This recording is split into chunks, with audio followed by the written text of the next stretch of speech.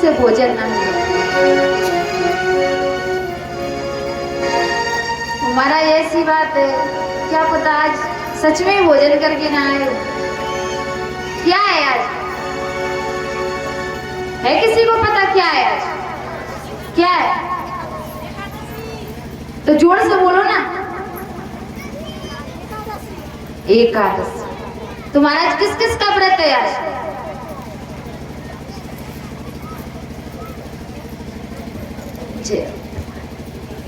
बस 3-4 लोगों का।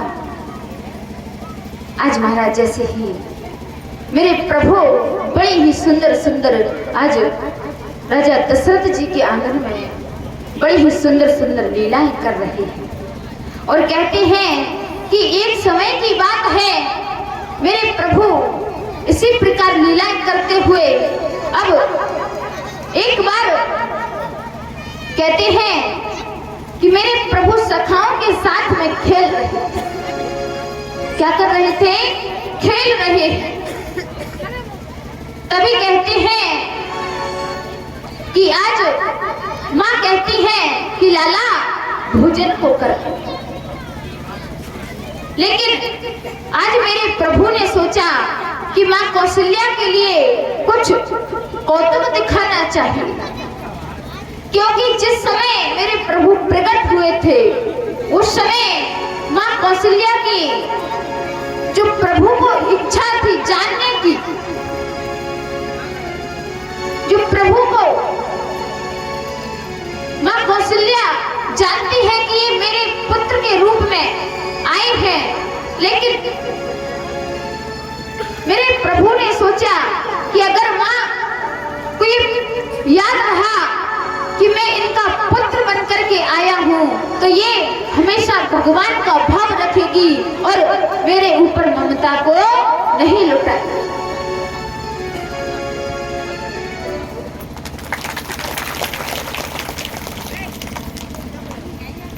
आज जैसे ही उस समय मेरे प्रभु ने माँ के अंदर जो भाव था भगवान का उसको विस्मृत कर दिया था और आज वही मेरे प्रभु सोचते हैं कि माँ के लिए कुछ तो ऐसा दिखाना चाहिए। और आज जैसे ही माँ ने कहा कि लाला भोजन करो और आज माँ कौशल्या रसोई घर में जाकर के भोजन बनाने लगती है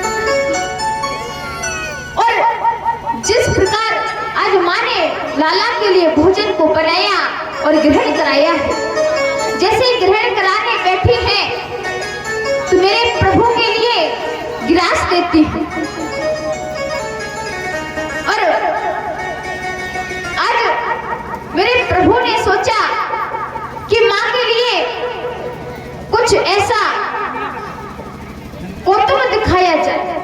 और आज महाराज जैसे ही जिस प्रकार कृष्ण अवतार में मेरे प्रभु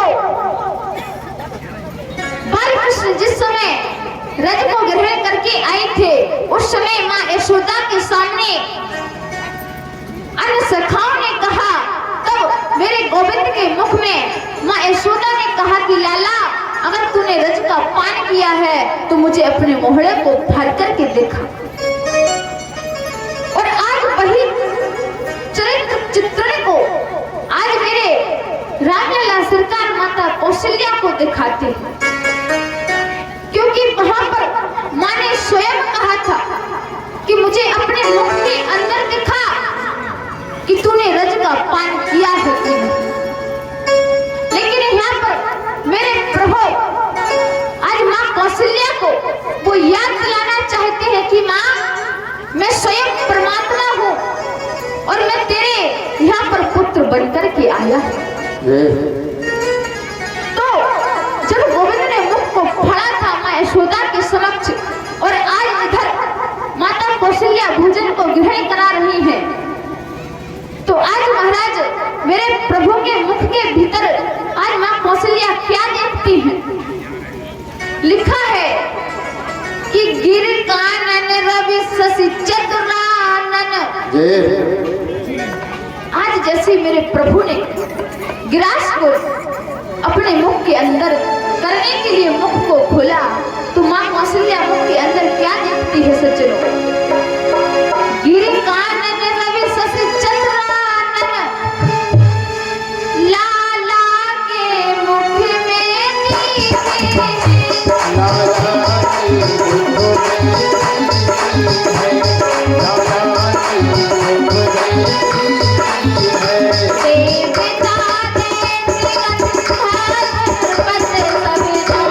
देवता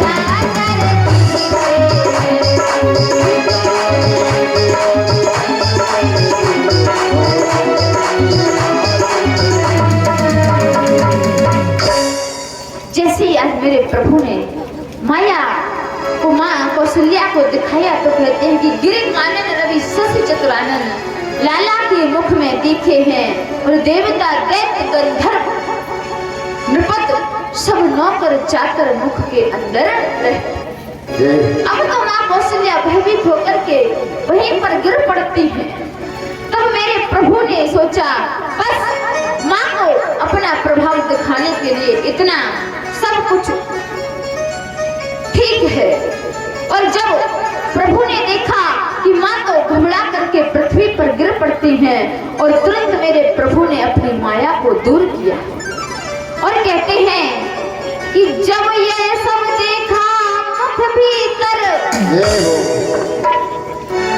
जब यह सब देखा मुख भीतर माता यति कंपित होती है माता यति कंपित होती है माता यति कंपित होती है लाला ने माया दूर करी कौशल्या विस्मित होती है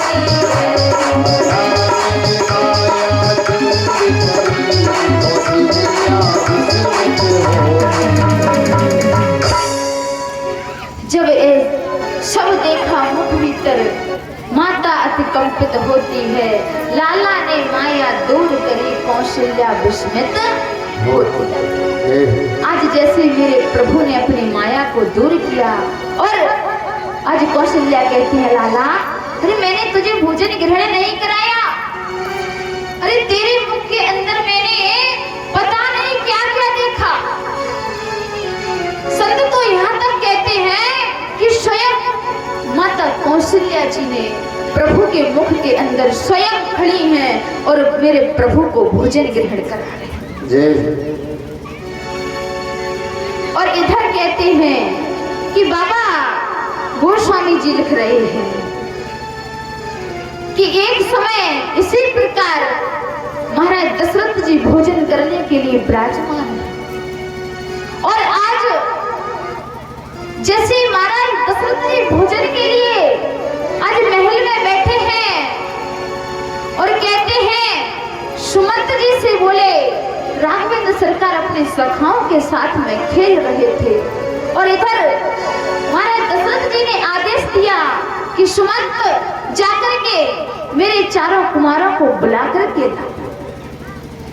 और जैसे ही श्रोताओं आज सुमंत जी मेरे सरकार को बुलाने के लिए गए हैं और लिखते हैं कि भोजन करत बोले जब राजा भोजन करते बोले जब राजा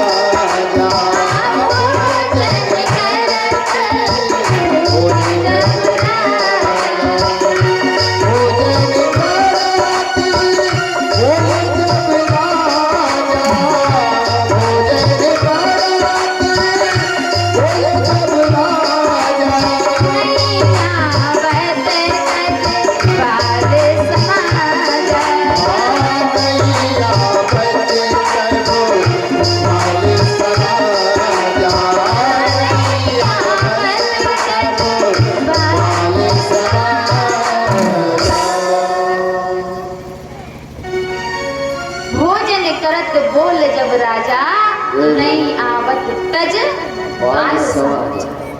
आज जैसे ही कहा महाराज दशरथ जी ने सुमंत जी को भेजा कि आप जाइए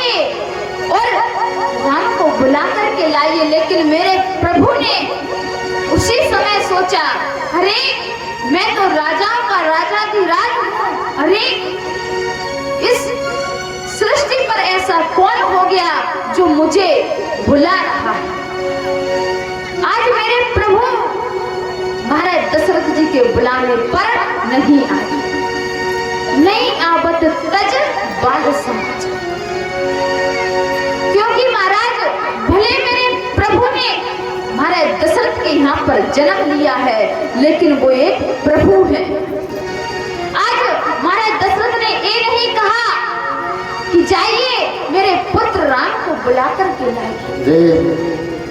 इसीलिए तो बाबा ने लिखा कि भोजन करत बोले जब राजा, सुमंत जी से डायरेक्ट कहा कि जाओ राम को बुला कर के लाओ। अरे ये कह देते कि मेरे पुत्र को बुला कर लाओ।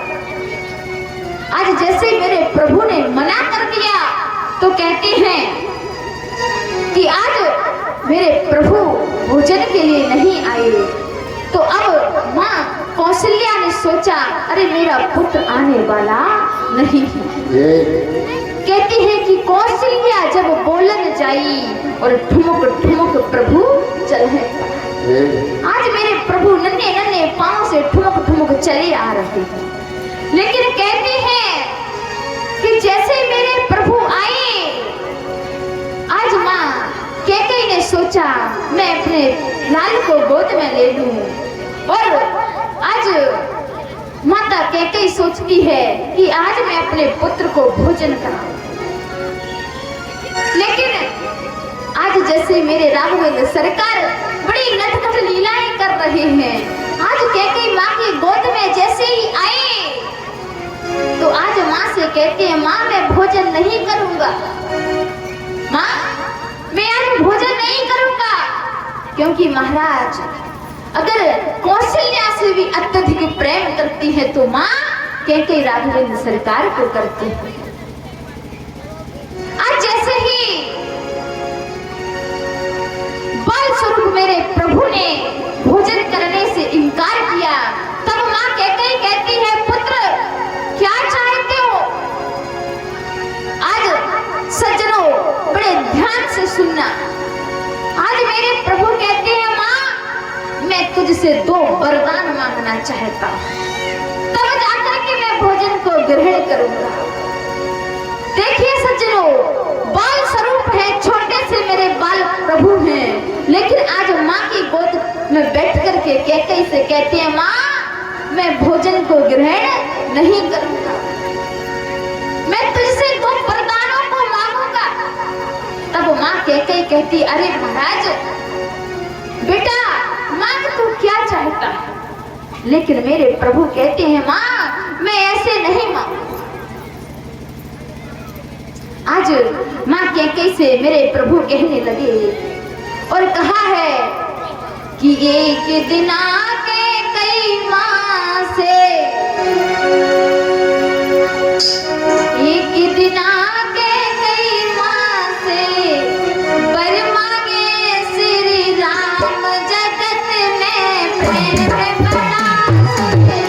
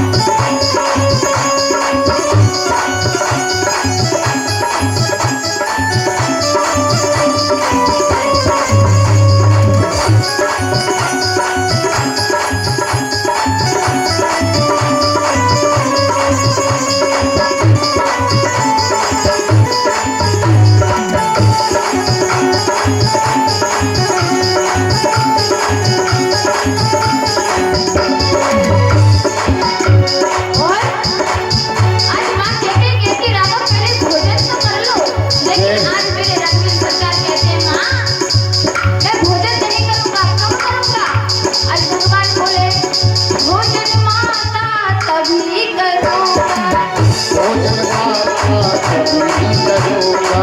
भोजन माता तब मैं करूँगा। हाँ, भोजन माता तब मैं करूँगा। पहले मैं तुमसे वर लूँगा। पहले तुमसे वर लूँगा। पहले मैं तुमसे वर लूँगा। हाँ, पहले मैं तुमसे वर लूँगा। वर देने पर माता तेरा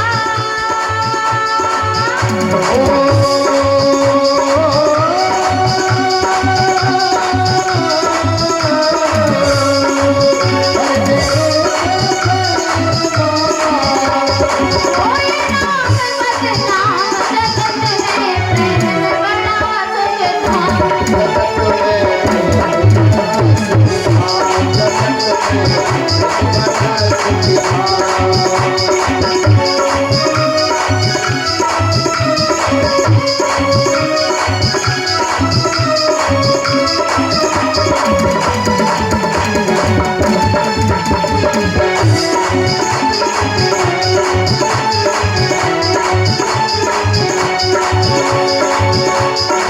और आज कैकी माते कहती है कि माँ मैं वरदान लेकर के ही पूजन को करूँगा। आज माता कैके ने सोचा अरे छोटा सा बालक है, अरे खेल खिलौना को मांगेगा, अरे छोटी सी कोई वस्तु मांगेगा, लेकिन मेरे राम सरकार क्या कह रहे हैं माँ ध्यान से सुन मैं क्या मांगना चाहता हूँ। आज माँ कैके कहती है कि लाल तू भोजन कर ले, जो तू चाहेगा मैं दूंगी। आज जैसे ही वचन को भरवाया और आज मेरे प्रभु कह रहे हैं क्या कहते हैं पिता श्री को अति सुख होगा। पिताश्री को दुख होगा। अवधपुरी में मातम होगा। अवधपुरी में मातम होगा। अवधपुरी में मातम होगा। अवधपुरी में मातम होगा। तुमकी विधवा हो सकती हो। ओ तुम विधवा हो सकती है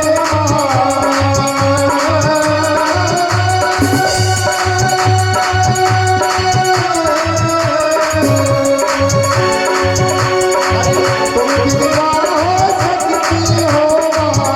निखिल सारे काम जगत में रहने वाला।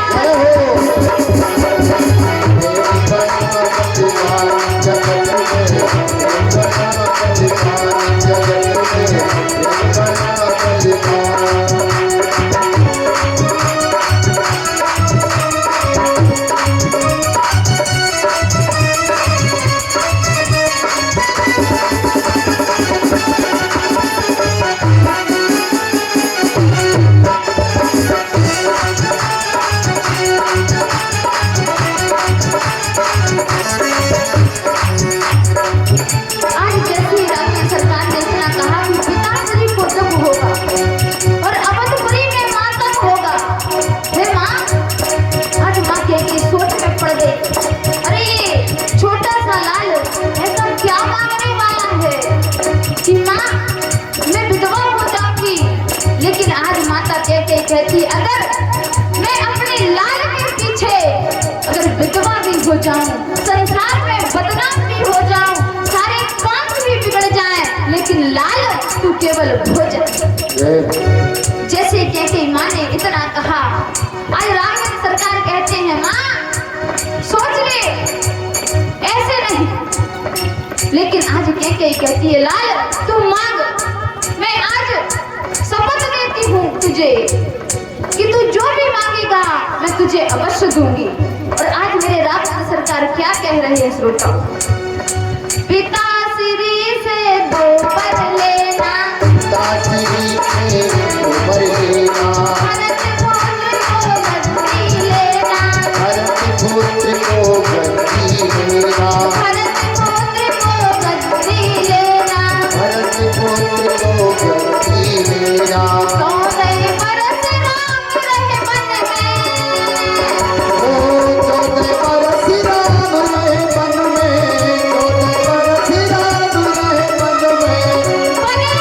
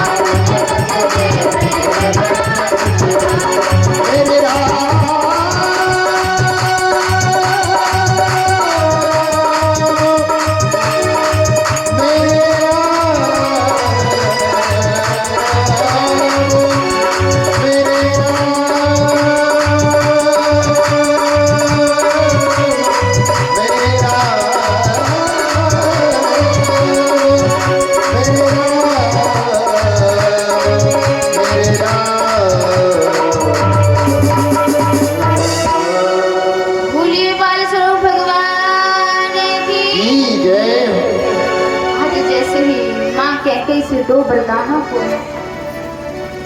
श्रोताओं, आगे आपको कथा श्रवण करने को प्राप्त होगी।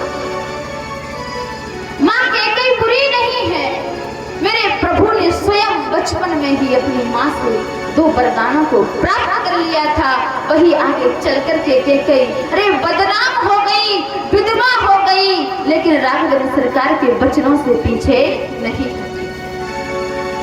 आज जैसे ही मेरी माँ से, कैकेयी माँ से मेरे राघवेंद्र सरकार ने ऐसे वरदानों को मांगा, और अब तो महाराज मेरे प्रभु ने भोजन को ग्रहण किया और कहते हैं कि महाराज अब मेरे प्रभु कुछ बड़े हुए हैं, और अब तो मेरे प्रभु बड़े होकर के अब यहाँ से जैसे मेरे प्रभु कुछ बड़े होते हैं, और आज मेरे प्रभु से शिक्षा लीजिए कि जब मेरे प्रभु प्रातः काल उठते हैं तो किस प्रकार से माता पिता को प्रणाम करते हैं। बाबा गोस्वामी जी लिखते हैं, प्रातः काल उठ के रघुनाथा, प्रातः काल उठ के रघुनाथा,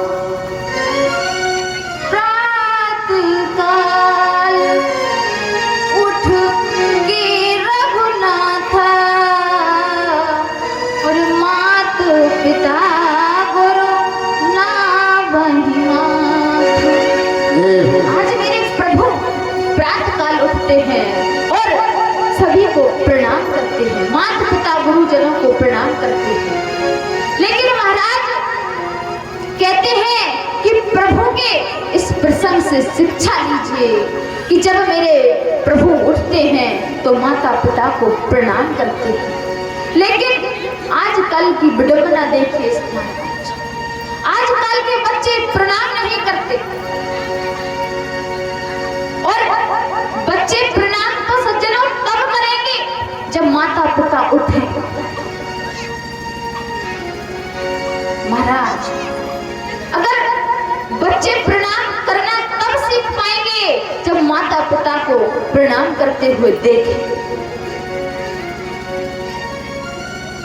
महाराज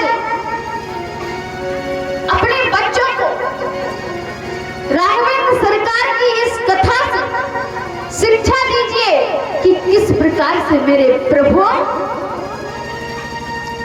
सुबह उठ करके अपने माता पिता और गुरुजनों को प्रणाम करते थे। लेकिन विडंबना है इस समाज की कि आजकल के माता पिता ही महाराज 10-10 बजे सोकर उठ रहे हैं तो बालक तो 12 बजे अवश्य उठे। अरे वो भक्ति कैसे करेंगे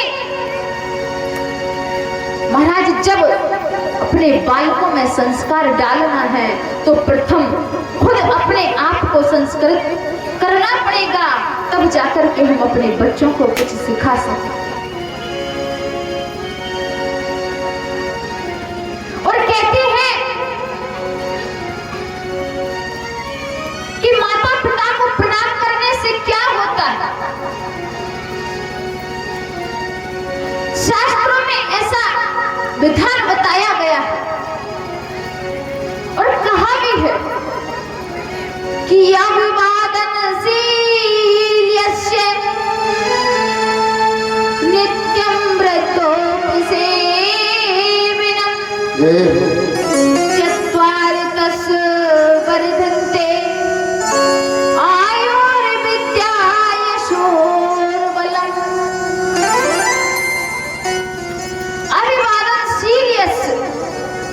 नित्यम वृद्धोप सेवनम। महाराज अभिवादन करने से क्या होता है? 4 चीजें बढ़ती हैं। अगर किसी को अपनी 4 चीजों को बढ़ाना है तो अपने से बड़ों को प्रणाम कीजिए, साष्टांग दंडवत कीजिए, राधे राधे कीजिए, सीताराम कीजिए। कौन कौन सी? आयु, विद्या, यश और बल। महाराज आपका ही फायदा। अगर जिसको इस संसार में इन 4 चीजों को बढ़ाना है तो हमेशा अपने से बड़ों का आदर कीजिए और सत्कार कीजिए। लेकिन आजकल तो क्या महाराज, ये अलग प्रक्रिया चल रही है। दूर से महाराज हाय हेलो का सिस्टम चल रहा है। किसका?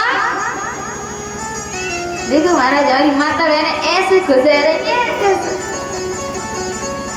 महाराज ये हाय हेलो से काम नहीं चलते। अरे अंग्रेजी दास्तां को क्यों स्वीकार कर रहे हो? करना है तो अपने हिंदुत्व को स्वीकार कीजिए, अपने प्रभु से शिक्षा लीजिए। क्योंकि महाराज कहते हैं कि यहाँ पर मेरे राघवेंद्र सरकार अपने माता पिता और गुरुजनों को प्रणाम करते हैं। और द्वापर में भगवान कृष्ण ने भी अवतार लिया है तो वो अपने से बड़े भैया युधिष्ठिर महाराज को प्रणाम करते हैं, भीष्म पितामह को प्रणाम करते हैं। अरे जब वो परम पिता परमात्मा होकर के प्रणाम कर सकते हैं तो हम सब तो एक साधारण मानव हैं। और मैं माता बहनों से यही अनुरोध करूंगी कि अगर बालक का कोई प्रथम गुरु माना गया है तो मैयाओ आप जगत जननी। अगर आप चाहें तो अपने पुत्र को संत बना सकती हैं, आप चाहें अपने पुत्र को महात्मा बना सकती हैं, आप चाहें अपने पुत्र को वीर बना सकती हैं।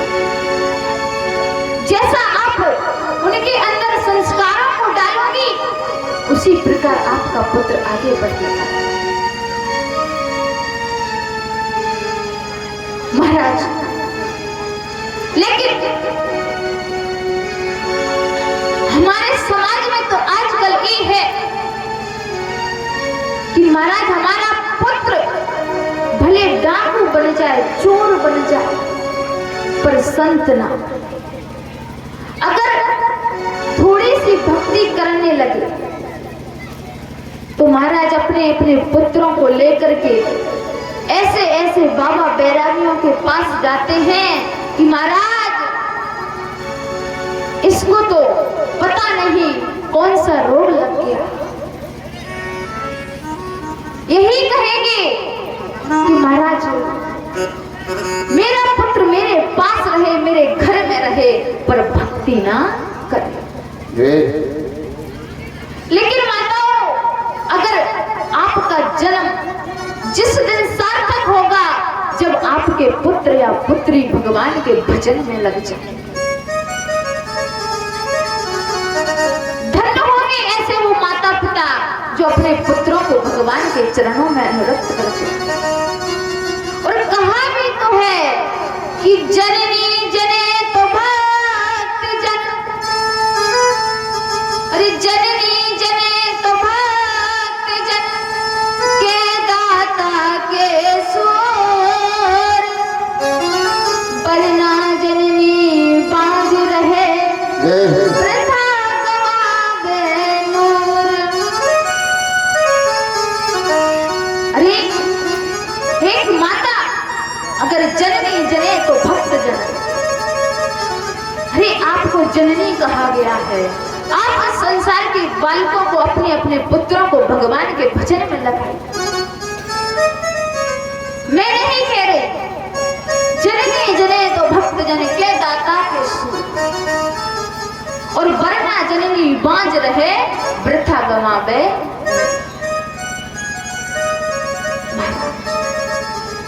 आज मेरे प्रभु से शिक्षा अपने पुत्रों को प्रणाम करना सिखाइए।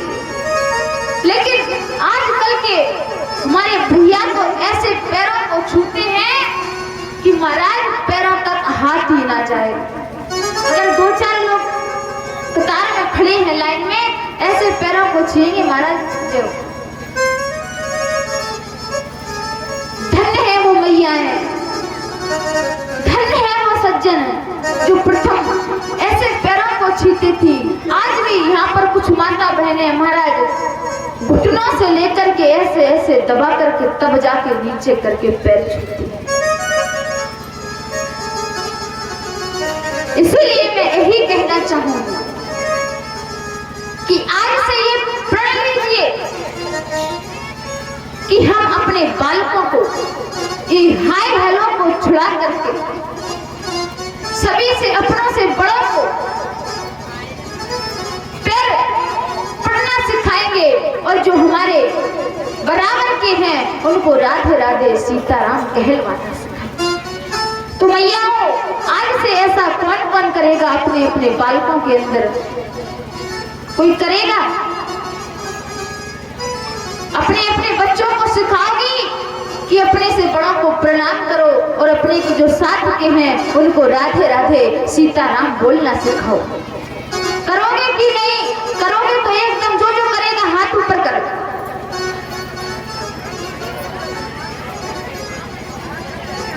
ठीक है।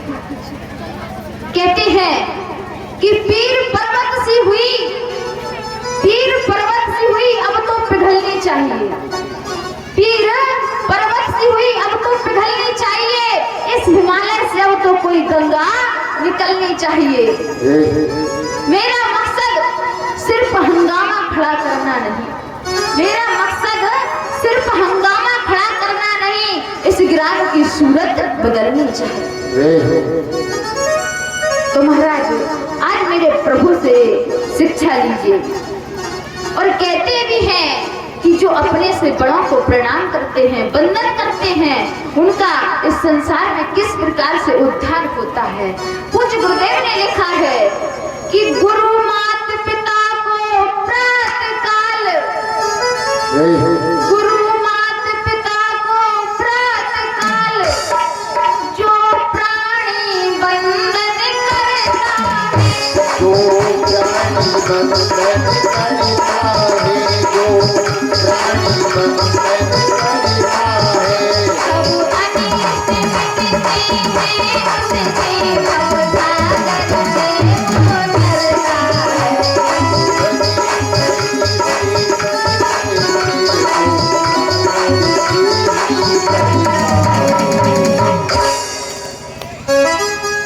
गुरु माता पिता के को प्रातःकाल जो बंधन, जो प्राणी बंधन करता है, सब अनिष्ट मिटते हैं उसके इस भवसागर से तरता है।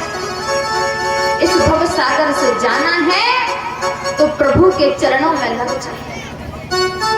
और आज मेरे प्रभु ने इस समाज को, समस्त संसार को शिक्षा दी है कि किस प्रकार से प्रणाम करने से महाराज उद्धार होता है। और अब मेरे प्रभु कहते हैं कि कुछ बड़े हुए गुरु ग्रहे पढ़न गए रघुराई, अल्पकाल विद्या सब पाई।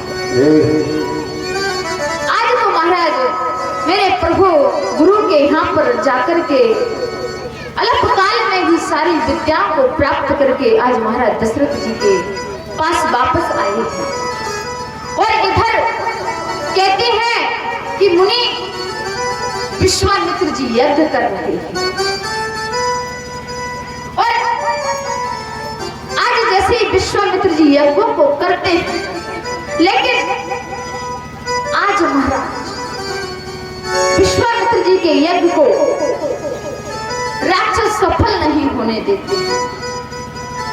और जैसे ही आज राक्षसों के प्रकोप से विश्वामित्र जी ने सोचा कि अवध नरेश महाराज दशरथ के यहाँ पर स्वयं मेरे साक्षात नारायण ने अवतार लेकर के आए और आज अपने आश्रम पर विचार कर रहे तुलसीदास जी लिखते हैं कि विश्वामित्र